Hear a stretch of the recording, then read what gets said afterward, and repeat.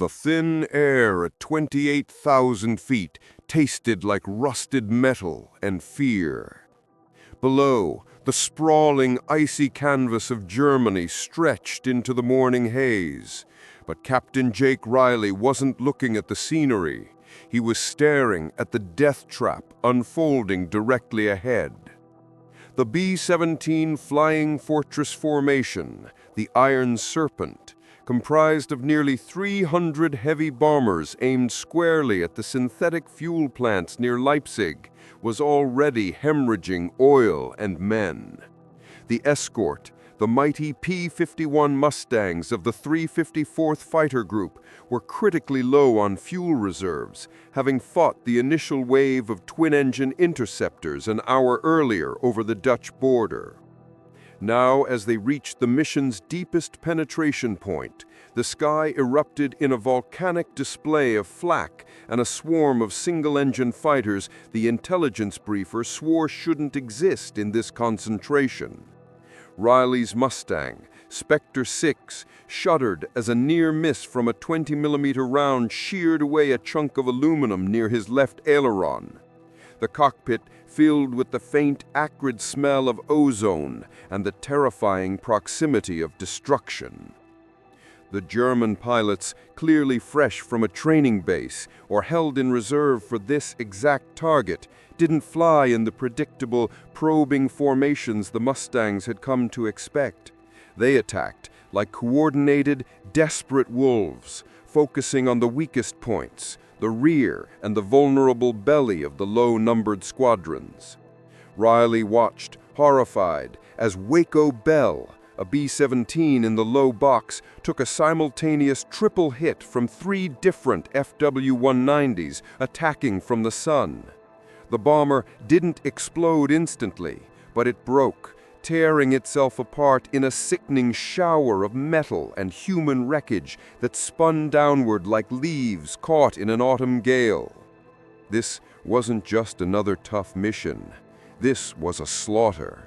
The established tactics, the high cover, the weave, the bomber box protection were failing, not due to lack of skill, but due to overwhelming numerical and geographical disadvantage. They were too far, too exposed, and the Germans knew exactly when and where to commit their final reserves. Riley checked his fuel gauge. The needle hovered dangerously close to the point of no return. His engine, the mighty Packard-built Merlin, whined in protest, demanding more. The squadron commander, Major Vance, was screaming distorted orders over the RT. Orders that were already obsolete because the German attack pattern had fractured the American formation into isolated islands of resistance. Riley had to choose: obey the textbook, maintain formation, and watch half the bombers burn, or use the one unconventional, almost suicidal maneuver he'd been practicing in secret for months. A move that would either save the entire mission or see him vaporized, leaving no trace but a wisp of smoke at 28,000 feet. Jake Riley earned the nickname Specter, not because he was a ghost in the fight, but because he was always where the enemy least expected him, a terrifying apparition that materialized at the apex of a dive or emerging from the glare of the sun when the German pilots thought they had clear sailing. He was the antithesis of the typical formation fighter. Disciplined, yes, but fundamentally a loner who saw the battlefield less as a choreographed dance and more as a three-dimensional chess game where rules were secondary to survival and mission success.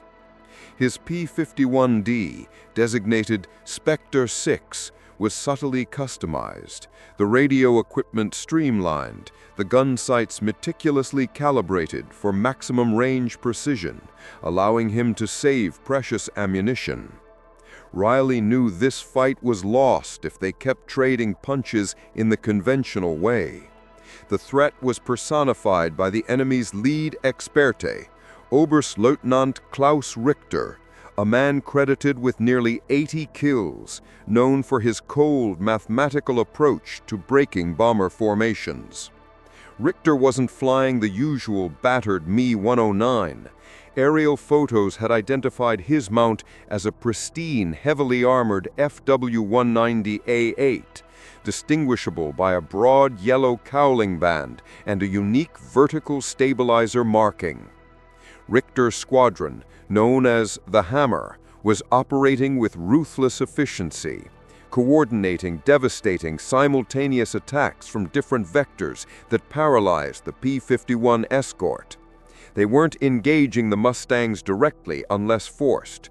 Their mission was pure B-17 annihilation, exploiting the Mustang's dwindling fuel reserves. Riley felt the profound weight of the bomber crew's trust, hundreds of lives entrusted to the few remaining fighters struggling against the tightening noose. The tactical situation was deteriorating rapidly. The 354th had lost 7 Mustangs in the last 5 minutes, and the remaining fighters were scattered, attempting hopeless individual diversions. Riley watched as the B-17 named Spirit of Tulsa banked violently, its number 3 engine on fire, its attempts to feather the propeller failing. The bomber was a magnet for the German focus, a wounded animal waiting for the final blow. If Richter wasn't stopped, and stopped now, the casualty figures would eclipse the worst days of the previous year. Riley clenched the stick, his knuckles white. He knew Richter was directing the attack from high above and slightly ahead of the main interception force, using the sun as cover while his subordinates did the gruesome work. The distance was immense, requiring a dive that would push Specter Six to its red-line speed and burn the last critical gallons of high-octane fuel. But Riley saw the opportunity, a minute gap in the defense, a single moment of vulnerability in Richter's otherwise impenetrable command position. The cost would be isolation, the potential reward, the immediate cessation of the coordinated onslaught. He dipped his wings in silent acknowledgement to the collapsing formation, pushed the stick forward, and began the terrifying, accelerating plunge away from the safety of the main escort, heading directly into the jaws of the German strength. The air rush over the canopy became a deafening roar as Riley pushed Specter Six into a terminal velocity dive, sacrificing altitude for the sheer speed needed to close the massive gap between his position and Richter's command element. The altimeter spun wildly, blurring past 20,000 feet.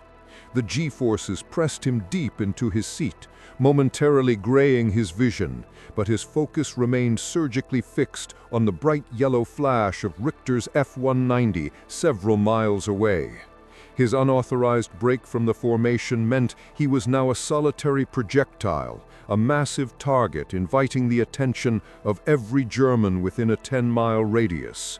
He saw 2 Mi-109s peel off from the main formation, recognizing the threat of his high-speed approach, and begin their interception dive. They were gaining on him rapidly, but Riley held his speed, knowing that to maneuver now would be to bleed the energy he needed for the kill run. The Mustang's Merlin engine screamed its protest, running hot, threatening to seize, but Riley demanded more, feeding it bursts of WEP, water injection emergency power for critical seconds, defying the machine's limits. He was entering a firing solution on Richter far earlier than convention dictated, relying entirely on his hyper-calibrated K-14 computing gun sight and the meticulous zeroing of his 6.50 caliber machine guns. He ignored the 2 interceptors closing rapidly on his 6 o'clock position. His entire existence narrowed down to the small, yellow cowled dot growing larger in his sight.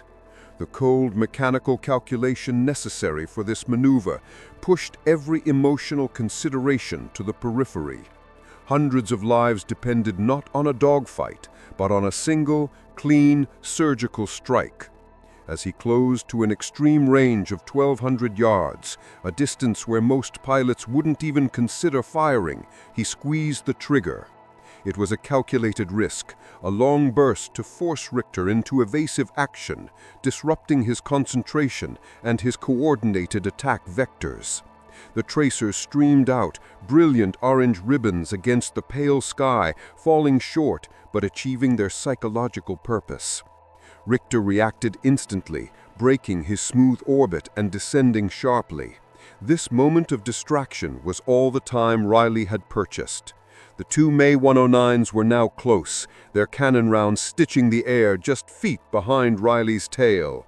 He felt the sharp, sickening thump as a 13mm round impacted somewhere near his rudder cables, causing the stick to momentarily twitch violently. But he held the dive, pouring on the power, knowing if he pulled up too soon, the G-load would black him out and the pursuing fighters would finish him. He was committed to the attack, a spear thrown into the heart of the enemy formation, gambling everything on his ability to outrun the pursuers long enough to deliver the killing blow to the enemy commander.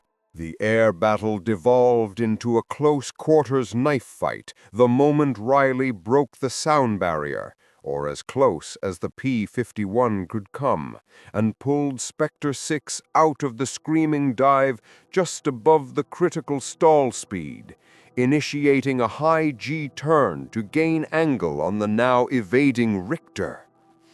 The pressure was immense, the G-suit struggling against the force trying to push the blood from his brain. He blacked out for a split second, the world turning gray, but sheer adrenaline and training brought him back. The structural integrity of the Mustang was screaming under the strain. He glanced briefly into his rearview mirror. The two Me 109s, caught flat-footed by his impossible dive and subsequent violent pullout, overshot. One was now vulnerable, caught in the classic 6 o'clock high position, struggling to regain control. Riley ignored the easy kill. The mission was Richter, not tally marks. He pressed his attack on the FW-190 leader, who was attempting to use the thick cloud layers below as a shield.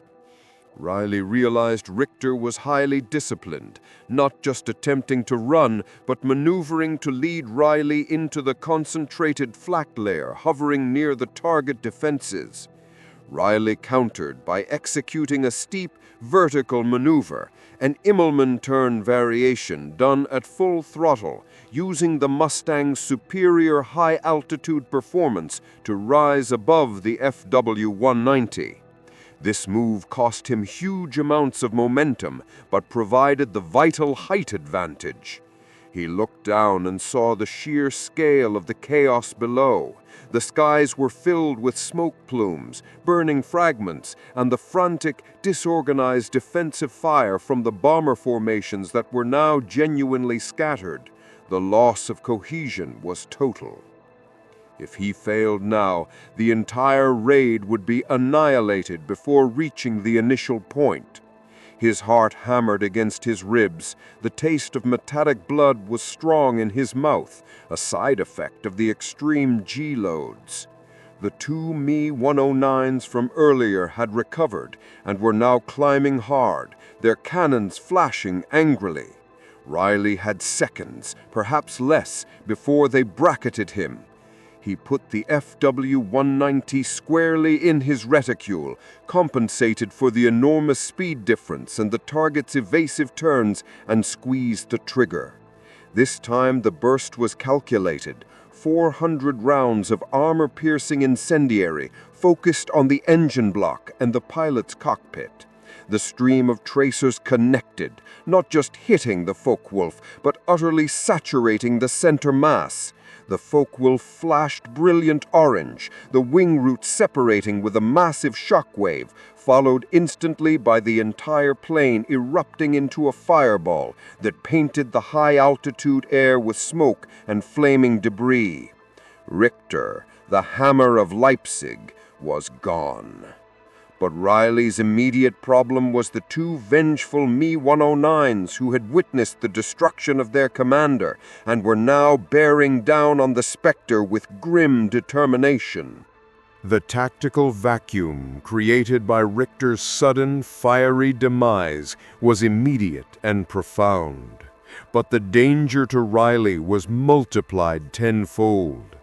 The coordinated attack, which had relied entirely on Richter's precise radio commands and tactical direction, instantly sputtered into disarray among the enemy pilots who had witnessed the catastrophic destruction of their lead.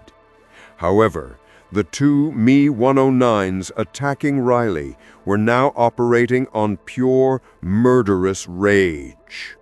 Riley initiated a high-speed scissors maneuver, twisting and turning the heavy Mustang, using its momentum to confuse the lighter, faster-turning 109s.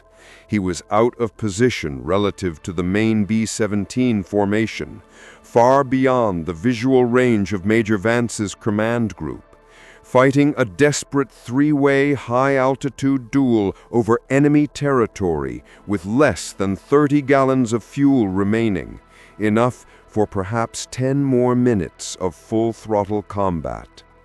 Riley took a glancing hit from a 20mm shell which ripped through his fuselage, tearing metal and rattling his entire aircraft, but crucially missing any essential controls or the fuel lines.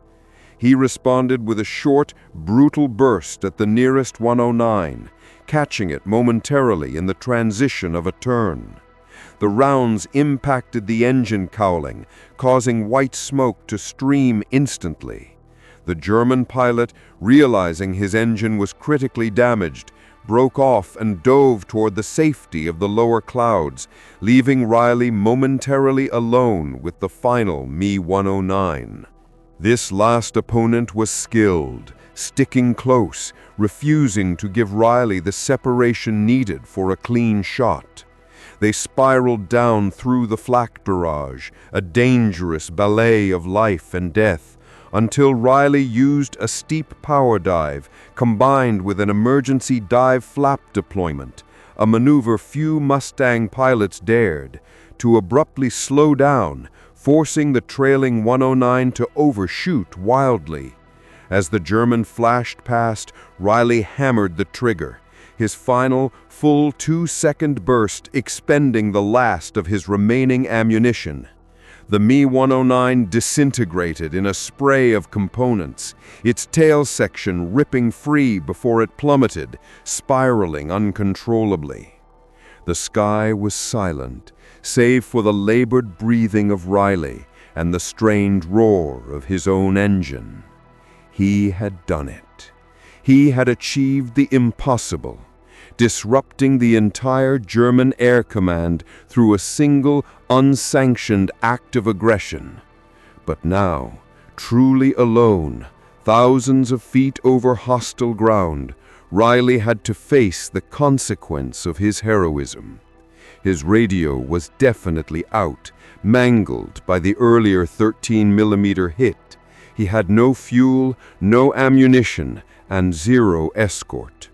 The B-17 formation, miles away, was already reforming, confused by the sudden, inexplicable cessation of the intense German pressure. They didn't know they had been saved. They only knew the guns had stopped firing. Riley banked gently, turning his battered Mustang west toward the distant neutral territory of Switzerland, or the even more distant hostile toast of France, running on fumes and a prayer. He stared at the gauges, realizing the true cost of his desperate gamble. Was it worth sacrificing himself, becoming a specter lost to the vastness of the German sky, just to save a few hundred men he didn't know? Many historians argue that a successful mission validates any sacrifice. But what about the pilot, the man who intentionally chose oblivion to save others? Imagine you are the commanding officer of the Mustang Squadron, watching your best pilot break formation for an unauthorized high-risk maneuver, knowing that failure means certain death and the loss of the mission. Would you commend his audacity or condemn the violation of tactical discipline? What is the true definition of a leader in battle? Adherence to the plan, or the courage to break it when the plan is leading to disaster? Share your perspective in the comments below. The question hung heavy in the silence of the high cockpit as Riley began his long, solitary glide home, the reality of his isolation setting in. The silence that descended upon the remaining bomber formation was not peaceful. It was unearthing, an immediate and inexplicable calm after the hurricane. High above the remaining P-51s, led by a deeply confused Major Vance, watched the German fighters simply turn away, not in a tactical retreat, but in obvious confusion, their cohesive attack patterns dissolving instantly. It was as if the invisible thread holding their entire formation together had been violently severed. They completed the bombing run, which, ironically, was far more successful and incurred fewer losses than anticipated, because the Germans had lost their command focus at the critical moment. But the relief was tempered by bewilderment. Vance tried desperately to raise Riley on the radio, his voice growing increasingly strained. Nothing but static. Specter 6, Specter 6, acknowledge, report status. Riley, where in the hell are you? The silence was his answer. Two B-17s, however, had witnessed something extraordinary, something impossible. Staff Sergeant Lewis, the ball turret gunner on Miss Liberty, had a clear view of the high-altitude engagement. He swore, later in the debriefing, that he saw a single Mustang, the battered, distinctive Specter Six, plunge into the heart of the German high command element, resulting in the instantaneous violent death of the lead FW-190, the one with the yellow nose. Lewis emphasized that this one action seemed to cause a ripple of fear that sent the remaining Germans scattering. But Lewis was a young, highly stressed gunner, and his testimony was dismissed as battle delirium. Another witness, the navigator of the Wandering Star, claimed to have seen a P-51 completely alone and severely damaged, executing an incredibly low-fuel glide toward the southwest, seemingly attempting to avoid detection and conserve every drop of avgas. But without solid confirmation, or a distress call, or the actual return of Captain Riley, the reports were treated as anecdotal evidence of the general chaos.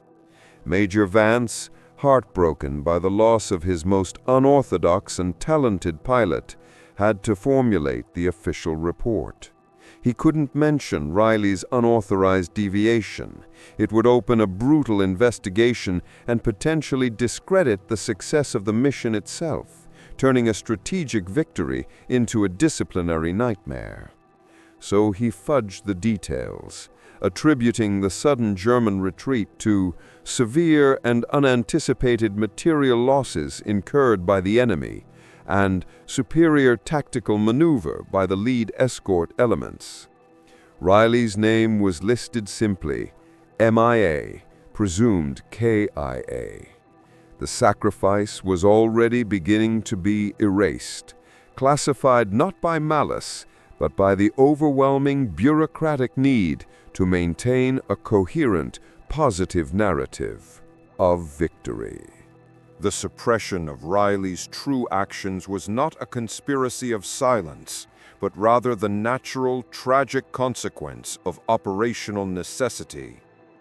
In the intense pressure of wartime command, unorthodox genius, particularly when resulting in a pilot's disappearance, is often deemed too risky or too complex to integrate into the official record. The success of the Leipzig raid was paramount. It provided critical political and strategic capital back in London and Washington. The mission needed a clear, clean victory narrative, an admission that the entire escort formation was on the brink of disaster, only to be saved by the suicidal, unsanctioned heroics of a single pilot who then vanished, complicated everything. It raised uncomfortable questions about fuel reserves, fighter doctrine, and the vulnerability of the deep penetration raids. Therefore, Captain Jake Riley became a line item in a statistical report, another brilliant pilot consumed by the grinding mechanism of the war. Back at the base in England, his footlocker was sealed, his belongings packed. The men talked about him, of course, mostly in hushed tones over weak coffee, referring to the Specter and his legendary risk-taking. Some pilots felt guilt. Had they been closer, perhaps they could have covered his back during the crucial moments after he downed the German leader. But the vast majority of the formation never even knew he had broken off. All they experienced was the sudden, miraculous cessation of fire, a moment they attributed to providence, luck, or simply the Germans reaching their own fuel limit. Meanwhile, the strategic analysts pored over the surviving gun camera footage from the B-17s. They confirmed the destruction of the yellow-cowled FW-190, noting its unique markings, clearly identifying it as a high-ranking command aircraft. But they had no footage linking this kill directly to Riley's plane. Riley's own camera, having been exposed to the 13mm hit, yielded only fractured, useless frames. The conclusion remained bureaucratic. The German leader was shot down, yes, but by whom? The official credit was split generically among the surviving P-51 groups, a diluted recognition that satisfied the official reports but failed to acknowledge the immense singularity of the decisive blow. Riley, the man who saw the chess move necessary for victory and executed it without regard for his own safety or the rule book, faded into the statistical anonymity of the missing in action list. His legacy was becoming a ghost story, a legend whispered by the men who knew him, dismissed by the men who processed the paperwork, and utterly unknown to the history books being written in real time. For 2 decades, the story of the Leipzig raid settled into comfortable, if incomplete, history. The focus remained on the successful destruction of the synthetic fuel targets and the relatively low bomber losses compared to earlier raids.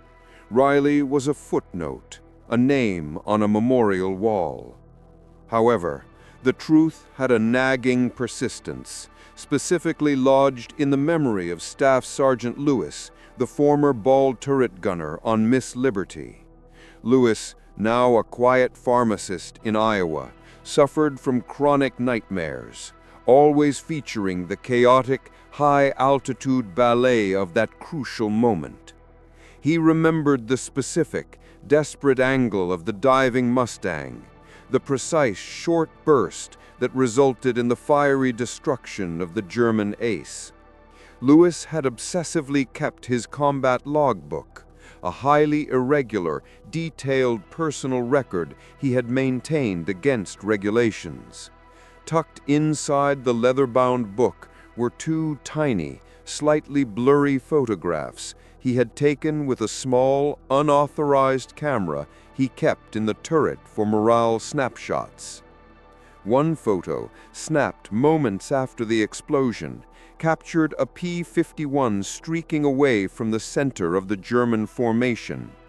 It was far too distant for a clear identification number, but Lewis had noted something else. The Mustang in the photo was visibly trailing a thin wisp of smoke, and the right aileron surface, which would have been marked by Riley's unique unit insignia, appeared jagged and damaged, consistent with the flak damage Riley had sustained early in the engagement and that was noted in Major Vance's initial internal notes. Lewis had tried to share this evidence in the immediate aftermath, but his youth and the general skepticism of command had silenced him. Years of quiet reflection and the pressure of the unacknowledged truth finally spurred him to action. He contacted an emerging military historian, Dr. Alan Cross, who specialized in overlooked aerial actions. Lewis presented the logbook, the detailed drawings of the maneuver, and the 2 tiny photographs. Cross was immediately intrigued, recognizing the depth of the personal testimony. The detail about the unique damage pattern on the aileron was the first tangible, physical piece of evidence linking Captain Riley to the decisive, single-handed act that saved the raid. Cross realized this wasn't just about crediting a kill. This was about rewriting the narrative of a major strategic victory, shifting it from a triumph of systemic coordination to a victory born of individual, suicidal heroism.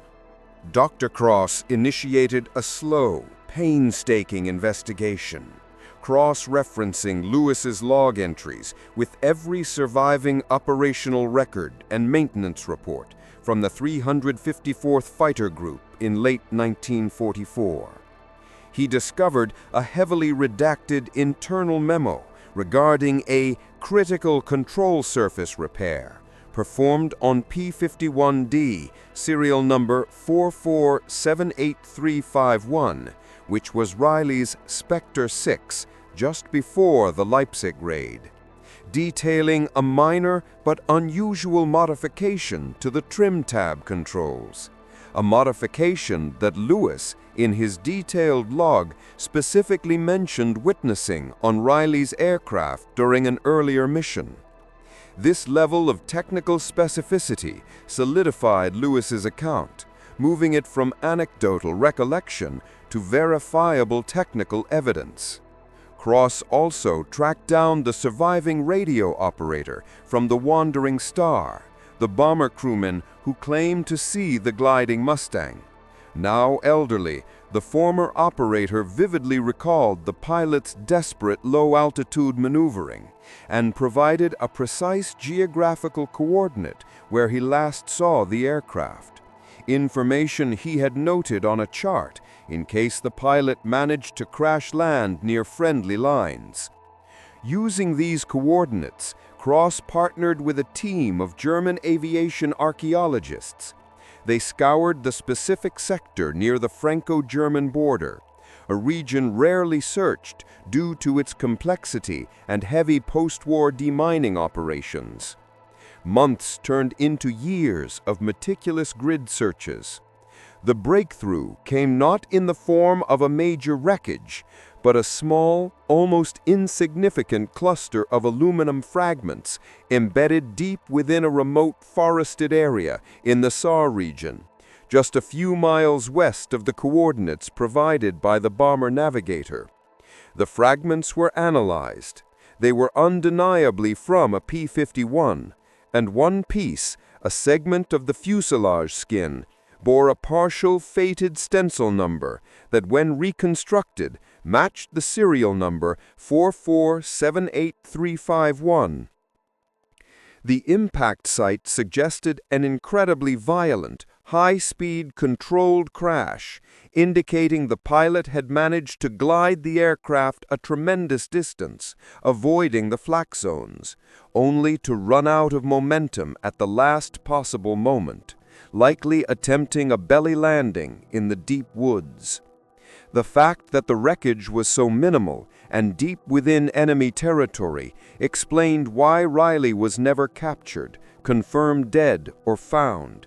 He simply evaporated into the landscape, a ghost fulfilling his namesake. The discovery of the wreckage fragments, combined with the detailed testimony of Lewis and the internal command notes, finally provided the irrefutable evidence needed to construct the complete picture of Captain Jake Riley's final flight.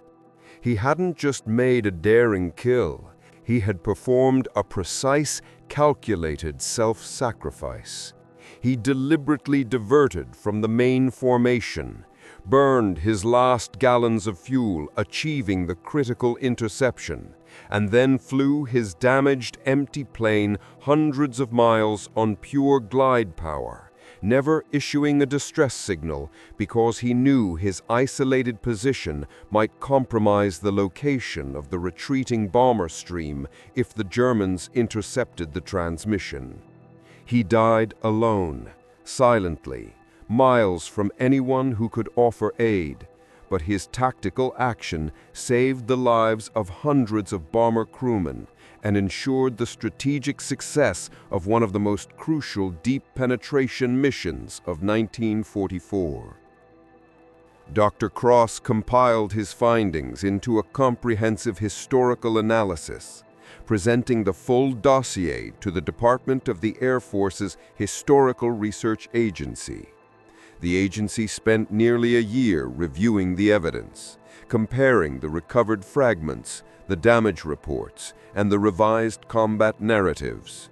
The bureaucratic wall that had shielded the conventional narrative finally cracked. Major Vance, who was still alive, and upon reading Cross's initial findings, confessed the difficult choice he had made decades earlier to obfuscate the records for the sake of mission success, confirming that Riley's skill was indeed necessary, but deemed too risky to formally endorse at the time. The official record was amended. Captain Jake Specter Riley was posthumously awarded the Distinguished Service Cross, an attempt, however late, to rectify the decades of historical anonymity. The citation finally acknowledged the singular, unauthorized, and decisive action taken by Captain Riley against enemy command elements, resulting in the immediate disintegration of the interceptor threat and the successful completion of the Leipzig strategic bombing mission. The man who vanished without a trace was finally being acknowledged as the secret linchpin that held the entire operation together. His story transcended simple valor. It became the ultimate proof that sometimes the greatest heroes are those who knowingly choose to break the rules and embrace isolation to ensure the survival of the collective, accepting that their actions may never be fully known or celebrated by the world they saved.